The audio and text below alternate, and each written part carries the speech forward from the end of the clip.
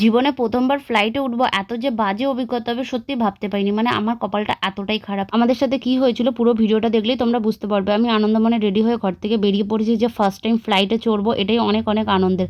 তোমরা তো আগের পার্টটা দেখেই নিয়েছো আর এখন দেখো বাসে আছি। মোটামুটি প্লেনের কাছে চলেই এসেছি আর যত সামনে থেকে দেখছি না মানে প্রচন্ড আনন্দ হচ্ছিল। যেহেতু ফার্স্ট টাইম চড়ছি তো বুঝতেই পারছো। ১ম বার ফ্লাইটে চড়ে ঘুরতে যাওয়া সেটা আমার কাছে সত্যি অনেক, অনেক বেশি। আর হাসব্যান্ড আমাদের জন্য উইন্ডো সিট নিয়েছিল। কিন্তু মাঝখানে হচ্ছে ফ্লাইটের টাইমটা না একবার চেঞ্জ হয়ে গেছিল। কিন্তু আমরা তবুও ভাবিনি যে ফ্লাইটের টাইম চেঞ্জ হয়েছে, কি হয়েছে, ঠিক তো উইন্ডো সিট তো পেয়ে যাবো।